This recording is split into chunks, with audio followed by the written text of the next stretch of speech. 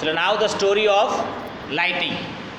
तो लाइटनिंग में क्या है देखो, it is now possible to explain lightning in terms of the charges produce by rabi.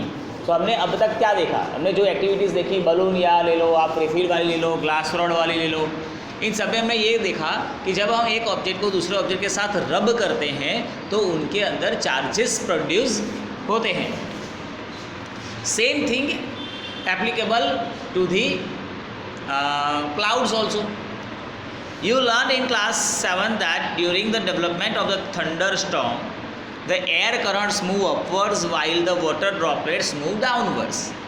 Last standard के अंदर हमने देखा था थंडरस्टॉर्म में हवा जो है वो ऊपर जाती है और ऊपर से रेन के ड्रॉप्स नीचे आते हैं, तो इन दोनों के बीच में होता है friction. This vigorous movement cause separation of charges. Vigorous मतलब अनकंट्रोल्ड, ऊपर से नीचे पानी का आना, नीचे से ऊपर हवा का जाना, इन दोनों का एक दूसरे के कांटेक्ट में आना, ये चार्जेस को सेपरेट करता है। And by a process not yet completely understood. अब तक साइंटिस्ट इसको कम्प्लीटली एक्सप्लेन नहीं कर पाए या समझ नहीं पाए। The positive charges collect near the upper edges of the cloud, whereas the negative charges accumulated near the lower edges of the cloud। मतलब कौन सी प्रोसेस कैसे होता है ये अब तक समझ में नहीं आया, लेकिन ऐसा होता ज़रूर है कि क्लाउड्स के अपर एज में, ऊपर वाली एज पे पॉजिटिव चार्जेस अक्यूमुलेट हो जाते हैं और लोअर एज में नेगेटिव चार्जेस अक्यूमुलेट मतलब जमा होना।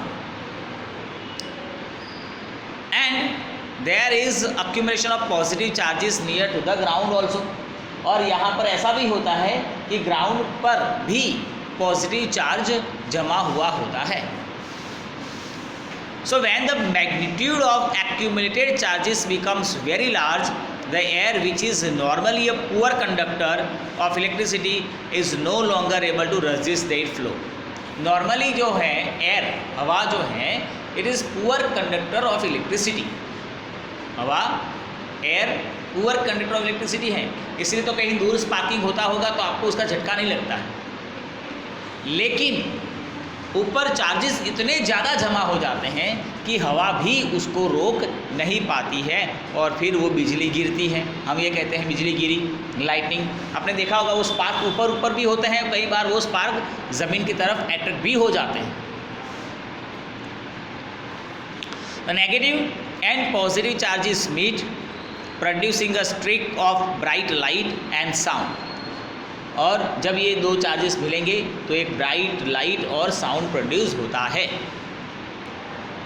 We see streaks of the lightning and the process is called electric discharge. तो आप देख सकते हैं यहाँ पर फिगर के अंदर भी दिखाया है कि ऊपर वाले जो हैं अपर एजेस पे पॉजिटिव चार्ज एक्यूमुलेट हुआ है, लोअर एज पे नेगेटिव चार्ज एक्यूमुलेट हुआ है। तो कई बार आपको ऊपर ही बिजली दिखाई देगी, ऊपर आपको उसकी लाइट दिखाई देती है, और कई बार वो नीचे भी गिरती हैं। ठीक है। So the process of electric discharge can occur between two और मोर क्लाउड्स और between clouds and the earth. मतलब दो या दो से ज़्यादा क्लाउड्स के बीच में भी ये प्रोसेस हो सकता है, या तो क्लाउड्स और अर्थ के बीच में भी ये प्रोसेस होगा। क्लाउड के अंदर होगा तो हमें कोई इश्यू नहीं है, हमें कोई प्रॉब्लम नहीं रहेगा, लेकिन क्लाउड अर्थ के बीच में होगा तो प्रॉब्लम होता है, क्योंकि वो अर्थ के ऊपर बिजली आती है और अगर आप आसपास में खड़े हुए हो तो वो जोर का झटका जोर से लग सकता है। ठीक है। Today we need not to get frightened by the lightning light as our ancestors did. जैसे हमारे एंसेस्टर्स जो डरते थे लाइटनिंग से, ऐसे अब डरने की ज़रूरत नहीं है। ये कोई भगवान का श्राप या उनका गुस्सा नहीं है। It's a normal phenomena taking place in the nature. Nature में ऐसे फिनोमिना होते रहते हैं। Scientist are trying hard to improve this understanding. अभी भी साइंटिस्ट इनके ऊपर वर्क कर रहे हैं और ज़्यादा उसको समझने के लिए। However lightning strike could destroy life and property. लेकिन प्रॉब्लम ये होगा कि अगर ये लाइटनिंग, जैसे हमने कहा, अगर वो ज़मीन के ऊपर गिरती हैं तो वो हमें, हमारी लाइफ को और हमारे प्रॉपर्टी को बहुत नुकसान कर सकती हैं। So it is therefore necessary to take measures to protect our self. तो हमें इससे बचने के लिए कुछ हमें स्टेप्स लेने पड़ेंगे। तो क्या कर सकते हैं अपन? तो during lightning and thunderstorm no open place is safe. ऐसे सलमान खान बनकर नहीं घूमना है ऊपर, ठीक है? क्योंकि अगर ऐसा हुआ कि लाइटिंग आपके ऊपर गिरेगी तो आप फिर वो तंदूरी बन जाओगे, इतना जोर का झटका लगता है। हाँ, जली हुई तंदूरी। मतलब आपके घर वाले भी नहीं पहचाने कि हमारा बच्चा है। नहीं, ऐसा काला वाला नहीं था हमारा, तो मतलब मस्त बुरा चित्ता था, ये क्या हो गया, ठीक है? क्योंकि वो लाइटनिंग, उसका जो शॉक लगता है वो बहुत हैवी होता है। So hearing thunder is an alert to rush to a safer place. तो आपको दिखाई लगता है कि हाँ थंडरिंग हो रहा है, तो बाहर खुले में नहीं घूमना है, सेफ प्लेस, घर के अंदर चले जाओ। After hearing the last thunder wait for some time. और लास्ट आपने एक बार आवाज़ सुनी, फिर आपको लगता है बस अभी लास्ट वाला, चलो बाहर घूमने लगे, और फिर दूसरा गिर गया आपके ऊपर, ठीक है? तो आपकी लाइफ का वो लास्ट हो जाता है। इसलिए बेटर है कि थोड़ी देर के लिए अभी भी अंदर रहो। पूरा कुछ समय के लिए आपको थंडर साउंड सुनाई नहीं देता है, फिर आप बाहर निकल सकते हो। तो किस तरह से आप सेफ प्लेस कौन कौन से हो सकते हैं आपके? तो हाउस और बिल्डिंग, घर के अंदर अगर आप हो तो वो सेफ हैं। If you are travelling by car और by bus, you are safe inside with windows and doors of the vehicle shut. आपको घर के अंदर नहीं गिरेगी ना, घर के ऊपर गिरेगी, ऊपर गिरेगी, अंदर नहीं गिरेगी। हाँ, तो ऊपर गिरेगी ना, तुम्हें झटका तो नहीं लगेगा ना। घर के ऊपर गिरेगी, तुम पर नहीं गिरेगी, तो you will be safe over there, okay? And अगर कार में हो, बस में हो, तो बारी बना तो बंद रखो, ठीक है? और बॉडी को टच नहीं करना है। बॉडी मतलब उस व्हीकल की बॉडी को टच नहीं करना है, अंदर चिपक के बैठ जाओ एकदम, ठीक है? And now dos and don'ts during thunderstorm. क्या करना चाहिए, क्या करना नहीं चाहिए? तो आउटसाइड अगर आप बाहर घूम रहे हो तो open vehicles like motor bikes, tractors, construction machineries, open cars are not safe. Open नहीं रहना, मतलब ओपनली आपको घूमना नहीं है बाहर, नहीं तो क्या होगा कि लाइटनिंग जो है वो स्ट्राइक सीधा आपके ऊपर गिर सकता है। Open fields, tall trees, shelters in parks, elevated places do not protect us from the lightning stroke. कोई हाइट वाली जगह पर नहीं जाना है, क्योंकि वहाँ पर पहले गिर सकता है। बड़े बड़े पेड़ होंगे, उसके नीचे नहीं खड़े रहना है, क्योंकि जो हाइट वाले ऑब्जेक्ट होंगे उनको पहले वो अट्रैक्ट कर लेता है, तो सीधा आप उसके नीचे खड़े होंगे पेड़ से, तो आपके ऊपर गिर सकती है। लकड़े से नहीं, वो सीधा आपके ऊपर आएगी, ठीक है? लकड़े के अंदर से होते हुए नहीं आएगी। आप पेड़ के नीचे खड़े हो और पेड़ के ऊपर गिरेगी तो झटका आपको भी लगेगा ना। Carrying an umbrella is not at all a good idea during thunderstorm. क्योंकि आप जो छाता पकड़ते हो उसके अंदर बीच में आयरन का रॉड होता है, और वो आयरन का रॉड उस छाते से बाहर इतना निकला हुआ होता है, आप ऐसे घूम रहे हो, ठीक है? And iron is good conductor electricity, वो तुरंत उसको अट्रैक्ट कर लेगा, ठीक है? तो हाँ,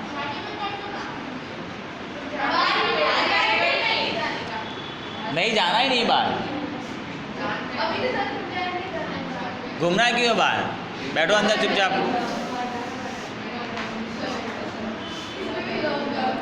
if in a forest take shelter under a shorter trees. अगर आप जंगल में हो तो छोटे पेड़ के नीचे खड़े रहो, बड़े पेड़ के नीचे नहीं, क्योंकि बड़े पेड़ के ऊपर गिर सकती है बिजली, छोटे पेड़ के ऊपर गिरने के चांसेस कम होते हैं। If no shelter is available, अब आप ओपन फील्ड पे हो, आसपास में कोई शेल्टर नहीं है, then stay away from the poles और ट्रीज और other metal objects and do not lie on the ground. ज़मीन के ऊपर आपको गिरना नहीं है, आपको अपने बॉडी को एज पॉसिबल एज स्मॉल बना देना है। मतलब ये जैसे भाई साहब बैठे हैं 15.6 फिगर के अंदर, ठीक है, उस तरह से बैठ जाना और अपने बॉडी को छोटा एरिया में कवर कर देना है। जिससे क्या होगा कि वो जो बिजली गिरने का जो जिसके ऊपर गिरती है वो ऑब्जेक्ट छोटा हो जाता है ना, तो क्या होगा आपके ऊपर गिरने के चांसेस कम हो जाते हैं। जैसे आपके सामने एक फुटबॉल है और एक आपके सामने मार्बल है और आपको मारना है किसी ऑब्जेक्ट से, तो फुटबॉल के ऊपर मारने के चांसेस सबसे ज़्यादा हो जाएंगे, क्योंकि वो बड़ा ऑब्जेक्ट है, आपका निशाना अच्छे से लग सकता है। छोटे ऑब्जेक्ट के ऊपर निशाना नहीं लग सकता है। तो इस तरह से अपने बॉडी को भी छोटा कर देना है, जिससे बिजली आपके ऊपर गिरने के चांसेस कम है। So squat low on the ground. Place your hands on your knees with your head between the hands, and this position will make you the smallest target to be struck. तो आप छोटे target बन जाते हो, तो छोटे target के ऊपर बिजली गिरने के चांसेस भी कम हो जाते हैं। हाँ, गिर सकती है। इनसाइड द हाउस, अगर आप घर के अंदर हैं तो lightning can strike telephone cords, electric wires and metal pipes. तो आपके छत के ऊपर अगर बिजली गिरती है तो वहाँ पर अगर वायरिंग है या पानी के पाइप्स अगर वो आयरन के हैं, ऐसे सब ऑब्जेक्ट्स जो होते हैं उनके थ्रू बिजली जो है घर के अंदर आ सकती हैं। So during a thunderstorm contact with this should be avoided. मतलब नहाना मना है, बाथरूम में गए और नल को पकड़ा और आप गए फिर, ठीक है, या तो पानी से नहा रहा है, पानी से ही झटका लग सकता है, शावर से, तो ये सबसे दूर रहें। It is safer to use mobile phones and cordless phones. आपका वो जो लैंडलाइन फ़ोन्स होते हैं वायर से कनेक्टेड, उनको यूज़ नहीं करना है, सीधी बिजली आपके कान में घुस जाएगी, ठीक है। However it is not wise to call up a person who is receiving your phone through a wired phone. आप सोचेंगे कि हमारे पास तो मोबाइल है, हमें क्या प्रॉब्लम, फिर आपने जिसको कॉल किया उसके पास लैंडलाइन होगा तो आप तो बच जाएंगे, लेकिन सामने वाला बेचारा आराम कर उस क्यों ना। लेकिन आपने किसी को मारने का प्लान बनाया ही है तो आप ऐसा कर सकते हो। आज तो छोड़ूंगा नहीं उसको। Bathing should be avoided during thunderstorm to avoid contact with the running water, ठीक है, नहाना मना है। ले आप ऐसे भी महीने में एक बार नहाते होंगे ना।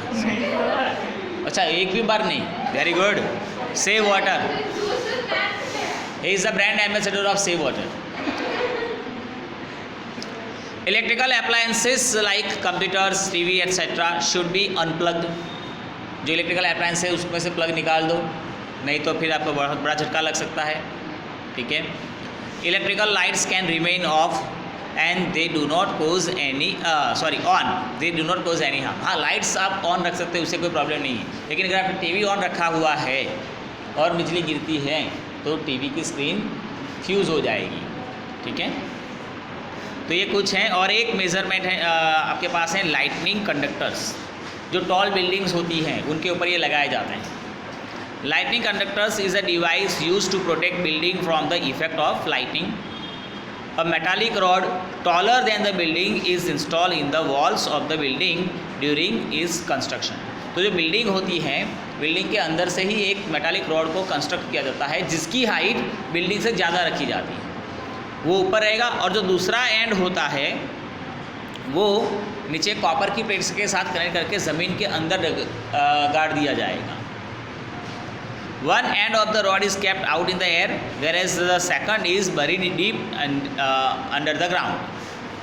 The rod provides easy route for transfer the electric charge to the ground. अगर अब बिजली गिरती है तो बिजली बिल्डिंग के ऊपर गिरेगी, लेकिन बिल्डिंग की हाइट से ज़्यादा आपने रखा होगा मेटल का रॉड, और मेटल होगा मतलब वो गुड कंडक्टर होगा, तो वो उस बिजली को अपनी तरफ अट्रैक्ट कर लेगा। तो बिजली जो है वो बिल्डिंग के ऊपर ना गिरते हुए उस रॉड के ऊपर गिरेगी।